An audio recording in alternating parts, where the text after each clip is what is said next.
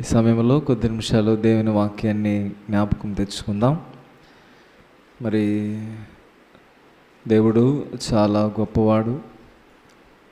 మరి ఈ భూలోకంలో ఉన్నటువంటి ప్రతి మానవుని యొక్క జీవితాన్ని ఎరిగినటువంటి దేవుడు ఆయన. మనం మనుషులకు భయపడకపోవచ్చు, కానీ దేవునికి ప్రతి ఒక్కరూ భయపడాల్సిందే. ఆయన ఎదుట ధనవంతుడని, పేదవాడని, చదువుకున్నవాడని, చదువు లేనివాడని ఎలాంటి తారతమ్యము లేదు. అందుకే ఒక మాట అంటాడు కదా, 65వ కీర్తన 2వ వచనంలో ఒక మాట రాయబడి ఉంది. 65వ కీర్తన 2వ వచనం, ప్రార్థన ఆలకించువాడా సర్వ శరీరులు నీ యొద్దకు వచ్చెదరు. చాలా చక్కగా అంటున్నాడు కదా ఆయన మాట. ఆయన ఏమంటున్నాడు? ప్రార్థన ఆలకించువాడా సర్వ శరీరులు నీ యొద్దకు వచ్చెదరు. అంటే మనం ఎవరికి మొరపెడుతున్నాం? వినగలిగిన దేవుడికే కదా మనం మొరపెట్టేది. విననటువంటి వానికి మనం మొరపెడుతున్నామా? సో ఈ గోడకు మొరపెడితే ఈ గోడ వింటుందా? వినదు. సో ఈ యొక్క పుస్తకానికి మొరపెడితే ఈ పుస్తకం వింటుందా? వినదు. సో మరి ఎవరు వింటారు? ఎవరు వింటారు? చెవులు ఎవరికైతే ఉంటాయో వాళ్ళే వినగలుగుతారు. సో మన దేవుడు ఎవరంటే సజీవుడైనటువంటి దేవుడు. ఆయన ఇంకా యుగ యుగములు బ్రతికి ఉన్నాడు. యుగ యుగాల పాటు మనతో పాటు సదాకాలము ఆయన మనతో ఉన్నాడు. కాబట్టి అందుకే సర్వ శరీరులు దేవునికి మొరపెట్టినప్పుడు ఆయన ఏం చేస్తున్నాడంట? ప్రార్థన ఆలకించే దేవుడుగా ఉన్నాడంట. ప్రియ దేవుని బిడ్డ, ఈరోజు నీ ప్రార్థన ఆలకించే దేవునికి నువ్వు ప్రార్థన చేయగలుగుతున్నావా? మొరపెట్టుకోగలుగుతున్నావా? ఒకసారి ఆలోచించండి. ప్రార్థనా జీవితానికి మానవుడు చాలా దూరం అయిపోతూ ఉన్నాడు. ఎందుకంటే ప్రార్థనలో ఉన్నటువంటి ప్రాముఖ్యత, ప్రార్థనలో తీసుకోవలసినటువంటి పట్టుదల మానవుడు ఈరోజు కోల్పోతూ ఉన్నాడు. అందుకే దానియేలు ప్రవక్త మరి ఆయన యెరూషలేములో ఉన్నప్పుడు ప్రార్థన చేసేవాడంట. అప్పుడు తన స్థితి చాలా చిన్నది, కొంచెముగానే ఉన్నది. మరి ఆయన చెరపట్టబడిన తర్వాత ఒక బానిసగా బబులోనికి వెళ్ళాడు. బబులోనికి వెళ్ళిన తర్వాత కూడా ఆయన ప్రార్థన చేస్తూనే ఉన్నాడంట. అర్థమవుతుందా? ఎన్నో రాజులు పరిపాలించారు, తన యొక్క స్థితి అధికమైంది, కానీ దానియేలు ప్రార్థనను విడిచిపెట్టలేదు. యెరూషలేములో ఉన్నప్పుడు ఎలాగైతే కృతజ్ఞత కలిగి ప్రార్థన చేస్తూ ఉన్నాడో, బబులోను సామ్రాజ్యంలోనికి వచ్చినప్పుడు కూడా అదే కృతజ్ఞత కలిగి ప్రార్థన చేస్తూ ఉన్నాడు. కారణం, ప్రార్థన ఆలకించే దేవుడు దానియేలుకు తెలుసు. కాబట్టి ఈరోజు ప్రార్థన ఆలకించే దేవుడు నీకు నాకు తెలిసినప్పటికీ కూడా ఈరోజు ప్రభువుకు మనము మొరపెట్టలేకపోతున్నాం. అవునా? ఇది ఖచ్చితంగా ఒప్పుకోవాలి. చాలామంది ఒప్పుకోరు. మేము చేస్తూనే ఉంటారు కానీ ఎవరు కూడా ప్రార్థన చేయరు. మరి అన్నిట్లో దశమభాగం తీస్తాం. మన యొక్క సమయంలో మనం దశమభాగం తీస్తున్నామా? సో ఎన్ని గంటలు తీయాలా అక్క? సరే 2 గంటలు వేసుకోండి. సో 2 గంటల సేపు ప్రార్థన చేసే కెపాసిటీ మనకు లేదు. అవునా? 2 గంటల సేపు మనం ఫోన్ మాట్లాడగలుగుతాం, 2 గంటల సేపు కూర్చొని తినగలుగుతాం, 2 గంటల సేపు మనం బాతాకాని వేయగలుగుతాం, 2 గంటల సేపు మనం ఏదైనా చేయగలుగుతాం, కానీ 2 గంటల సేపు ప్రార్థన చేయలేము. అందుకే 20 నిమిషాలు స్టార్ట్ చేయాలి. ఎన్ని నిమిషాలు? 20 నిమిషాలు. సో మనం రాసుకున్నటువంటి అంశాలన్నింటినీ కూడా చేస్తూ ఉంటే ఆటోమేటిక్గా టైం అయిపోతూ ఉంటుంది తెలియకుండా. సో ఎప్పుడైతే నీ జీవితంలో 20 నిమిషాలు ప్రార్థన చేస్తావో, ఇలా నీ జీవితాన్ని అలవాటు చేసుకున్నప్పుడు సమయం పెరుగుతూ ఉంటుంది. 20 కాస్త 25 అవుతుంది, 25 కాస్త 35 అవుతుంది. నీకు తెలియకుండా ప్రార్థనలో ఎక్కువసేపు దేవునికి మొరపెట్టుకోవటానికి దేవుడు తన కృపను అనుగ్రహిస్తాడు. అర్థమవుతుందా? నువ్వేదో కఠినంగా చేయాల్సిన అవసరం లేదు ప్రార్థన. వన్స్ నువ్వు కూర్చున్నావంటే ఆయనే నడిపించుకుంటాడు. ఒకసారి నువ్వు మోకరిల్లావంటే నీలో నుంచి ఏ మాటలు రావాలో దేవుడే నేర్పిస్తాడు. ఒకసారి నువ్వు ప్రార్థన చేయడం ప్రారంభించావంటే దేవుడే నిన్ను తీసుకుని వెళ్ళిపోతాడు. అందుకే ప్రార్థన చేస్తూ చాలామంది పరలోక దర్శనాన్ని చూస్తూ ఉంటారంట. ఒకరోజు డేజిస్ దినకర్ గారు ఒక సాక్ష్యం ఇస్తూ ఉన్నాడు. ఏమని ఇస్తున్నాడంటే, అతను ప్రార్థన చేస్తున్నాడంట. ప్రార్థన చేస్తూ ఉన్నప్పుడు అతను పరలోకానికి వెళ్ళి పరలోకం చూచి మరలా వచ్చాడంట. ఎంత గొప్ప సాక్ష్యం ఒకసారి జ్ఞాపకం తెచ్చుకోండి. ప్రియ దేవుని బిడ్డ, ఈ సాక్ష్యము డీజీఎస్ దినకర్ గారు చెప్పలేదు, కానీ అతను గురించినటువంటి సాక్ష్యము గొప్ప దైవజనుడైనటువంటి బెన్హీన్ గారు చెప్పారు. ప్రపంచ ప్రఖ్యాతిగాంచినటువంటి దైవజనుడు ఆయన. చూసారా, ఈరోజు నీ జీవితాన్ని గురించి నువ్వు చెప్పుకోవాల్సిన అవసరం లేదు. నువ్వు ఎంత ప్రార్థనా పరుడువో నువ్వు చెప్పాల్సిన అవసరం లేదు. నీతో ఉన్నవారు చెప్పగలిగిన విధానములోనికి నీవు రావాలని దేవుని యొక్క కోరిక ఉన్నది. అయితే ప్రార్థన చేసే విధానాలు 2 రకాలు ఉన్నాయి. మానవుడు ఈరోజు 2 రకాలుగా చేస్తున్నాడు. ఒకటి, దేవుని చిత్తానుసారంగా చేసేవాళ్ళు కొందరు, మరికొందరు వాళ్ళు అడిగింది దేవుడు ఇవ్వాలని చేసేవాళ్ళు మరికొందరు. అర్థమవుతుందా? ఒకటి, దేవుని చిత్తానుసారంగా చేసేవాళ్ళు కొందరైతే, మరికొందరు వాళ్ళు అడిగింది దేవుడు ఇవ్వాలని చేసే విధంగా ఉన్నారు. సో దేవుని చిత్తానుసారంగా చేస్తే బాగుంటుంది, లైఫ్ అంతా హ్యాపీగా వెళ్ళిపోతుంది. ఏ సమయంలో ఎక్కడ దేవుడు నిన్ను స్థిరపరచాలో, ఎక్కడ నీవు ఉండాలో, ఏం చేయాలో అన్నీ తెలుసు కాబట్టి ఆ టైంకి దేవుడు అన్నీ అనుగ్రహిస్తాడు. కానీ మనం అడిగింది దేవుడు ఇవ్వాలి అని కొంతమంది పట్టుకొని కూర్చో ఉంటారు. నేను పలానావిని ప్రేమించాను, నేను పలాంది కోరుకున్నాను, నేను పలానా దాని పట్ల ఆశ కలిగి ఉన్నానని చెప్పి ఈ మానవుని కోరికలు ఏదైతే ఉన్నాయో చూసారా, ఇవన్నీ కూడా దేవుని చిత్తానుసారమైనటువంటివి కావు. అర్థమవుతుందండి?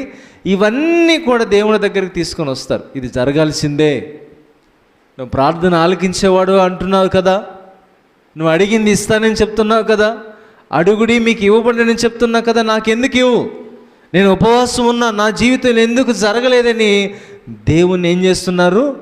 పీడిస్తున్నారంట. దేవుడికి తెలుసు నీ జీవితంలోకి ఏం కావాలనేది, కానీ వీళ్ళు ఏం కోరుకుంటున్నారు? క్షణమాత్రపు సంతోషం కోసం, కొద్దిసేపు తృప్తి కోసం, అందరికి ఉన్నాయి మాకు కూడా కావాలనేటువంటి ఆశల కోసం ఏం చేస్తున్నారు?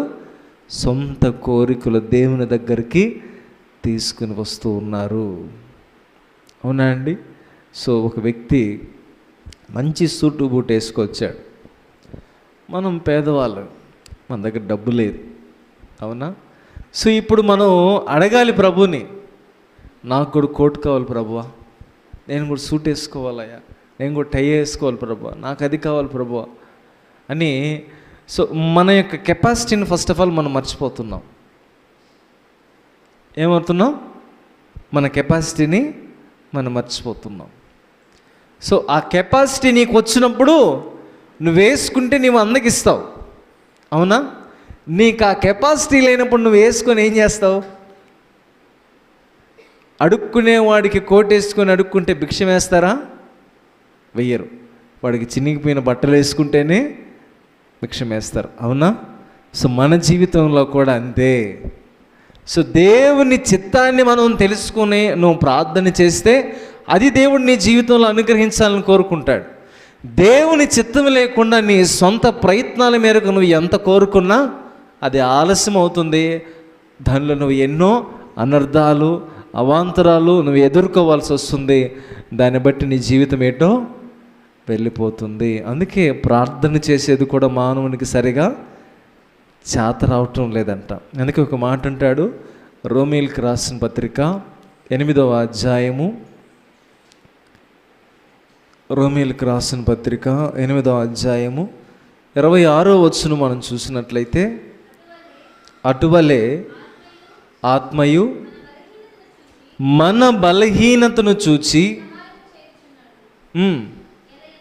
ఏలయనగా మనము యుక్తముగా ఎలాగో ప్రార్థన చేయవలనో మనకు తెలియదు. ఏం తెలియదు అంటే మనకు ఎలాగో ప్రార్థన చేయాలో మనకు తెలియదు. అందుకే ఆత్మ ఏం చేస్తుంది? మన బలహీనతను చూసింది. అరే వీడికి ప్రార్థన ఎలాగో చేయటంలో చేత రావటం లేదు, వీడు పిచ్చి పిచ్చి కోరికలను అడుగుతున్నాడు, వీడి జీవితంలో నీకు కావాల్సింది వీడు అడగటం లేదని చెప్పి ఏం చేస్తుంది? తానే మన పక్షమున విజ్ఞాపన చేస్తుంది అంట. ఎవరి పక్షమున? ఎవరికైతే ప్రార్థన చేతరాదో, ఎవరైతే దేవుని చిత్తానుసారంగా ప్రార్థన చేయటం లేదో వారందరి పక్షముగా ఎవరు ప్రార్థన చేస్తున్నారు? ఆత్మ. సో ఉచ్చరింప సఖ్యము కానటువంటి మూలగులతో తానే మన పక్షమున విజ్ఞాపన చేయిస్తూ ఉన్నాడంట. ఎందుకని? చేత రాదు కాబట్టి. అందుకే చాలామంది చేత రాకపోయినా మాకు వచ్చండి అంటారు. చేత రాకపోయినా మాకు వచ్చండి అంటాడు. కొంతమంది చేత వచ్చినా చేత రాదని చెప్తారు. అవునా? సో ఒక వ్యక్తి తప్పు చేశాడండి, సో నేను తప్పు చేయలేదు అని చెప్తాడు. ఎందుకని? తను తాను కప్పిపుట్టుకోవడానికి. కొంతమంది తప్పు చేయకపోయినా ఇంకొకరి కోసం వారి మీద నిందలేసుకుంటారు. అంటే ఏంటిది? దేవుని చిత్తమా? కాదు. దేవుని చిత్తములో అవునంటే అవును, కాదంటే కాదన్నట్టుగా ఉండాలి. నువ్వు తప్పు చేసావు అని ఒప్పుకోవాలి. నువ్వు తప్పు చేయలేదని నువ్వు రుజువుపరుచుకోవాలి. అందుకే మనకు ప్రార్థన చేయటం చేత రావట్లేదు కాబట్టి ఆయన మన పక్షమున విజ్ఞాపన చేస్తూ ఉన్నాడు.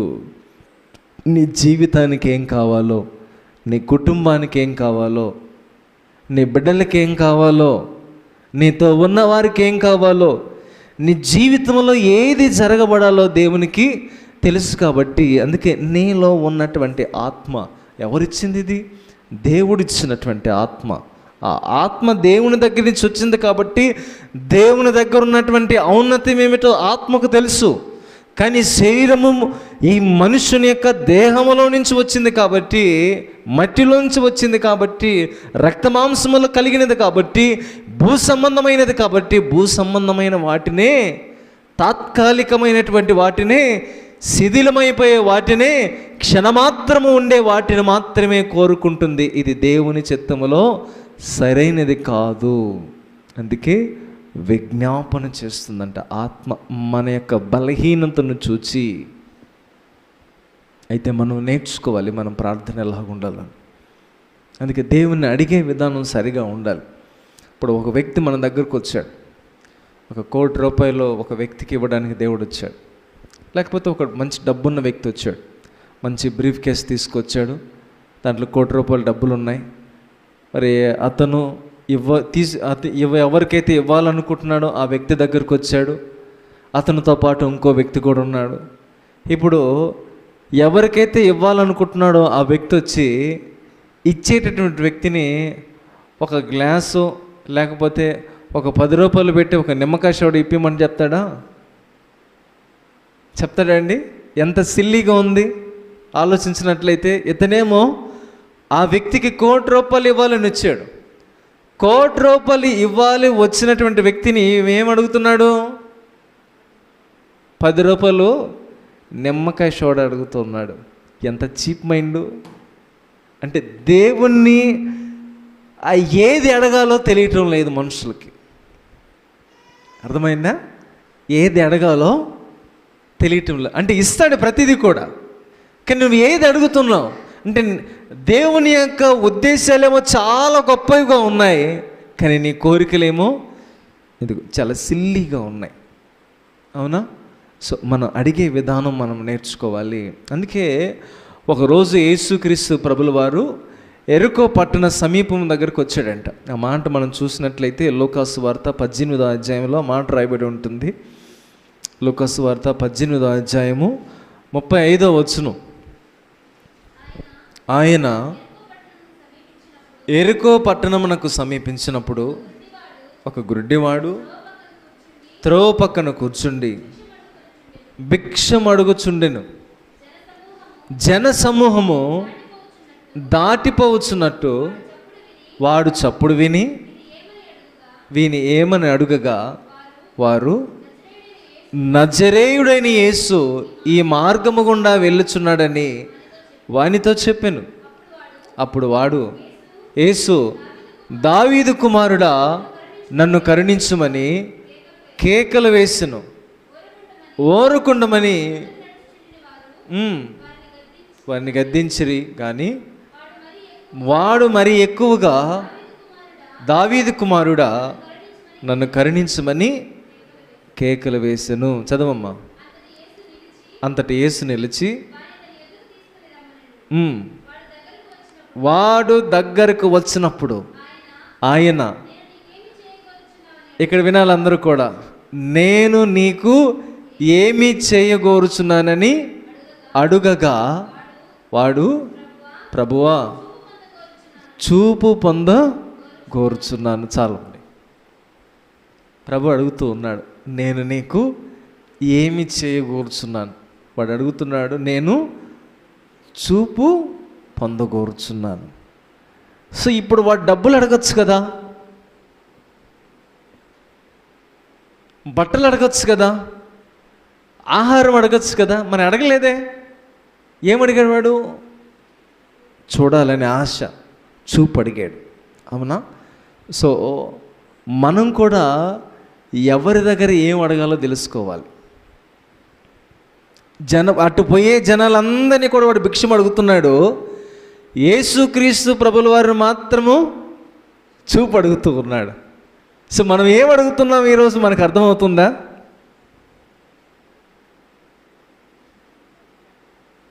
అర్థమైందండి. దేవుని డబ్బులు అడగచ్చాడు, కానీ ఆయన యొక్క స్థితి ఏముంటో వాడికి తెలుసు. ఆయన్ని అడిగితే చూపు వస్తుంది, వీళ్ళని అడిగితే చూపు రాదు. వీడికి చూపు వచ్చినా చూపు రాకపోయినా వీళ్ళు మాత్రం ఖచ్చితంగా భిక్షము అడగతూనే ఉంటాడు. కానీ ఆయన్ని మాత్రము భిక్షం అడుగుకొని అప్పటికప్పటికి సర్ది పెట్టుకొని ఆ పూటకు ఆ పూట చూసుకునే తత్వములో ఆ వ్యక్తి లేడు. నిత్యకాలము బ్రతికి ఉన్నంత వరకు, ప్రాణం ఉన్నంత వరకు తను చూడాలి అనేటువంటి ఆకాంక్షతో ఏమడిగాడు? ఆయన్ని చూడాలని, చూపు కావాలని దేవుణ్ణి అడిగాడు. కానీ మనం దేవుని దగ్గరకు వస్తున్నాం. ఇందాక చెప్పాను కదా, సెకండ్ టైప్ ఆఫ్ ప్రేయర్ ఏంటది? మన యొక్క సొంత కోరికలు. సో మనం ఏదైతే అడుగుతున్నామో అది దేవుడు ఇవ్వాలని మనం కోరుకుంటున్నాం. అవునా? సో మనం మనుషులను అడిగినట్లుగా దేవుని కూడా అదే అడుగుతున్నాం కదా. కానీ ఈ వ్యక్తి అయితే వ్యతిరేకంగా అడుగుతూ ఉన్నాడు.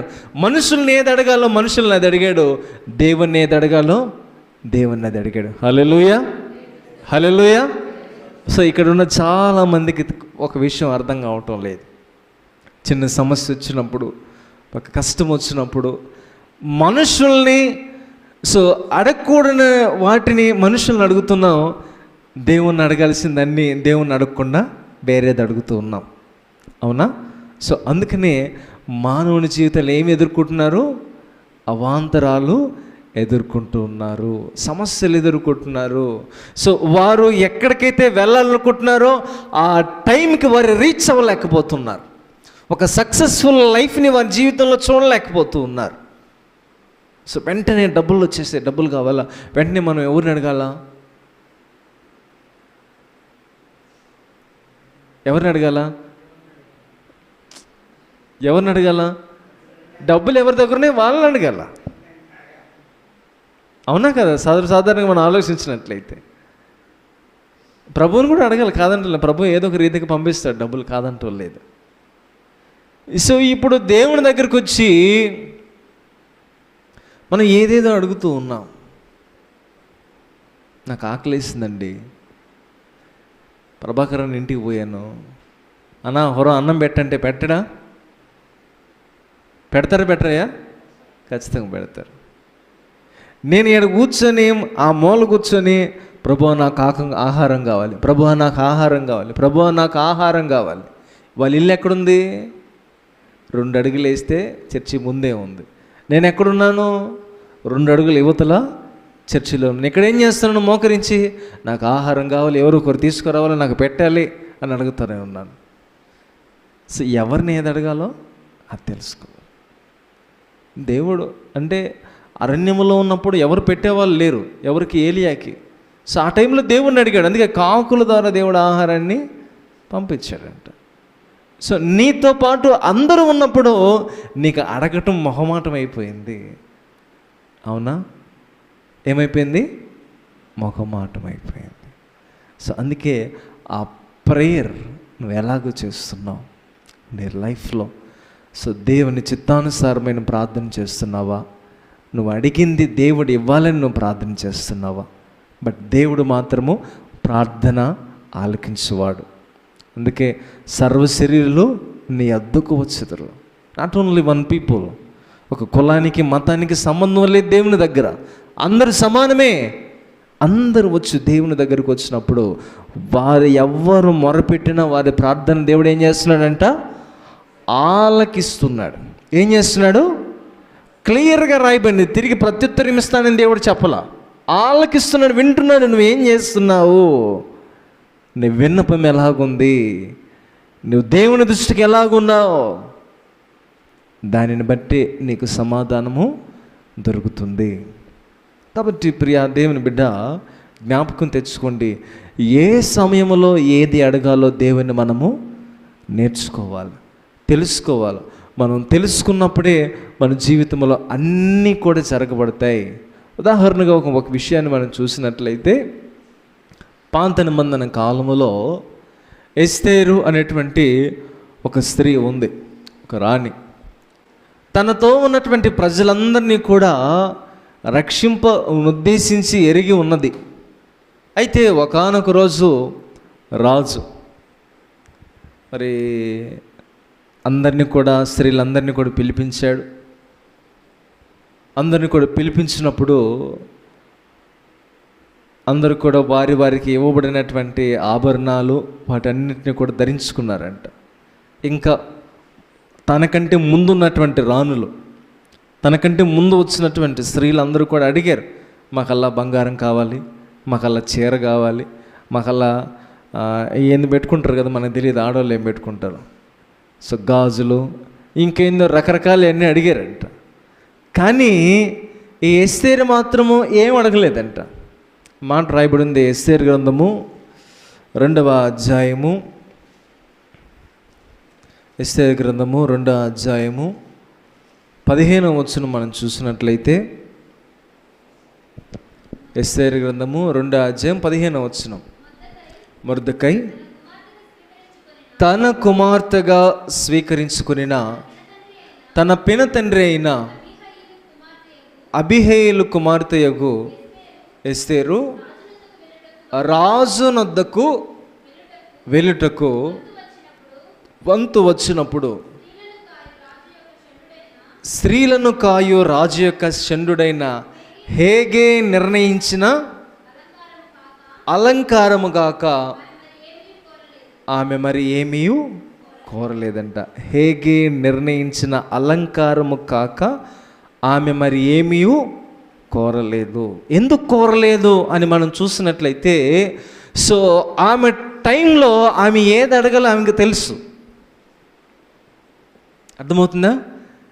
ఏది ఎప్పుడు అడగాలో ఆమెకు తెలుసు. అందుకే ఆ హేగ కూడా ఆశ్చర్యపోతూ ఉన్నాడు. అరే, వీళ్ళందరూ కూడా వారికి కావలసినవన్నీ కూడా అడుగుతున్నారు, కానీ ఈమె మాత్రము ఇచ్చింది మాత్రము పుచ్చుకొని ఇంక ఏది కూడా అడగటం లేదు. అంటే ఈమె టైం ఒకటి వస్తుంది, ఎప్పుడు? తన ప్రజలను రక్షించే విషయం,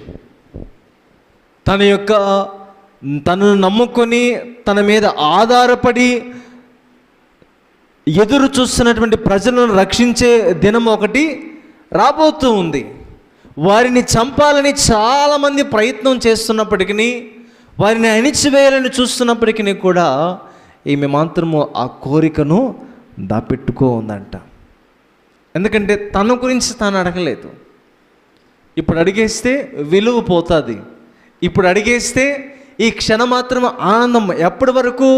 తాను సిద్ధపడి రాజు దగ్గరకు వెళ్ళేంత వరకు మాత్రమే ఇది, ఈ అలంకరణ. తర్వాత సో ఈ హేగే ఇక్కడ ఏం జరిగిందో అన్నీ కూడా రాజుకు వెళ్ళి చెప్పాలి కదా, అవునా? సో అతను ఏమేమి ఇచ్చాడు మొత్తం చెప్తాడు. కానీ ఈమె గురించి వచ్చినప్పుడు అతను ఏం చెప్పాలని ఇష్టపడతాడు? వీళ్ళందరూ అడిగారు కానీ తాను మాత్రము ఏమీ అడగలేదని చెప్తాడు. ఇప్పుడు రాజు మనసులో ఏం పడింది? గుడ్ ఇంప్రెషన్ కలిగింది, అవునా? సో ఇప్పుడు తన వంతు వచ్చినప్పుడు, తన ప్రజలను రక్షించాలి, వారి మీదకి ఆపద వచ్చినప్పుడు అడుగుతూ ఉందంట. తాను అడగవలసిన ప్రతిదీ కూడా. సో నీ జీవితంలో కూడా చిన్న కారణాన్ని బట్టి నువ్వు సాల్వ్ చేసుకోగలిగినటువంటి ప్రతి దాన్ని బట్టి, అది కాక నువ్వు ఏదేదో అడుగుతున్నావు. సో మన కెపాసిటీ ఏంటి, మనం ఎప్పుడు అడగాలి, ఈ రెండింటిని మనం జ్ఞాపకం తెచ్చుకోవాలి, అవునా? సో ఇప్పుడు ఆ దేవుణ్ణి మనం ఏం అడగాలి? ఇంతకీ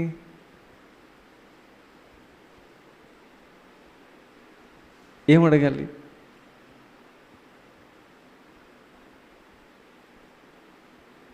ఏమడగాలంటే అన్నీ అడగాలి.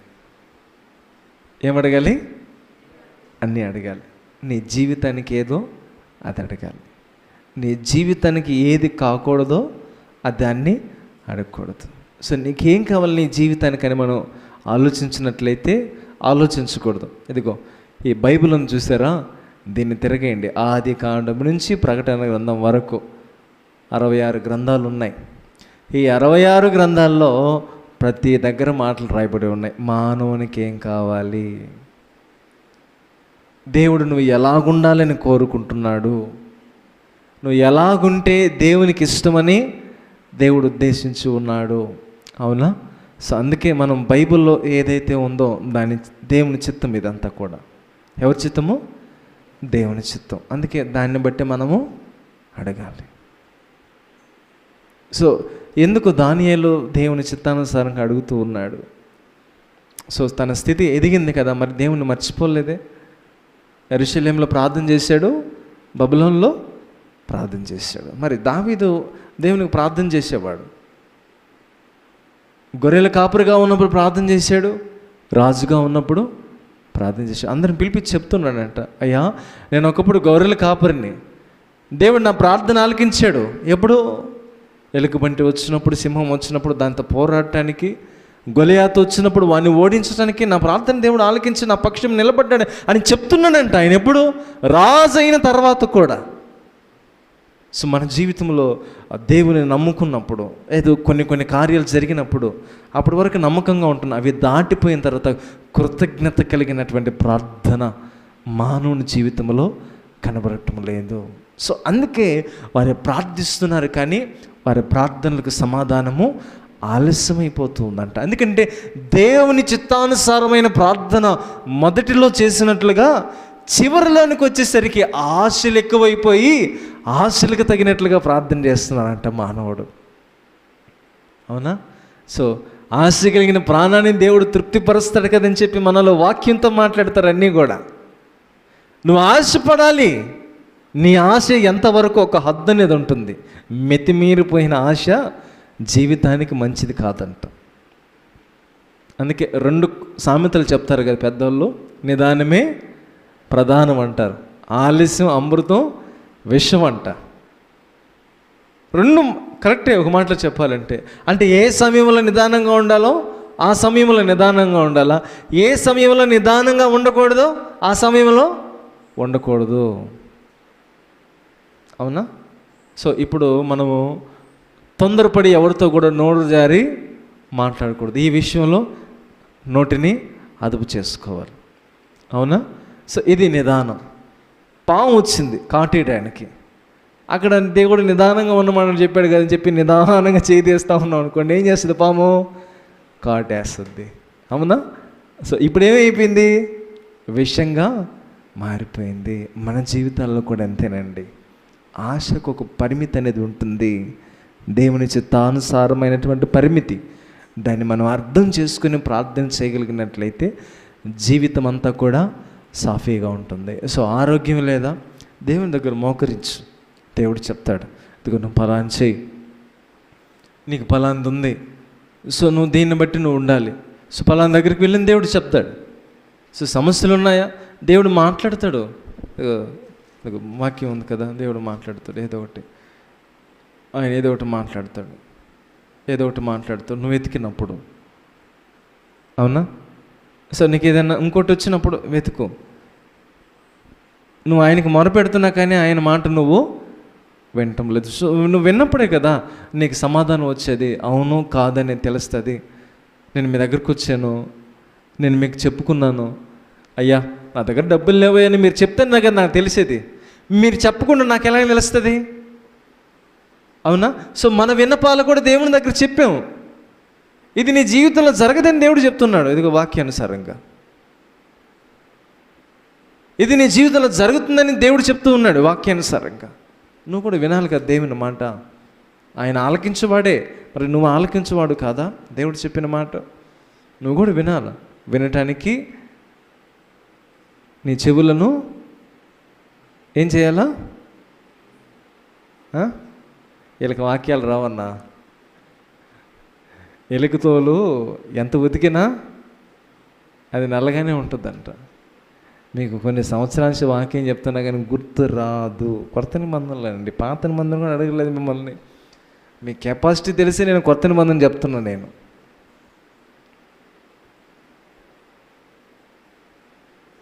వినుటకు చెవులను ఏం చేయాలా?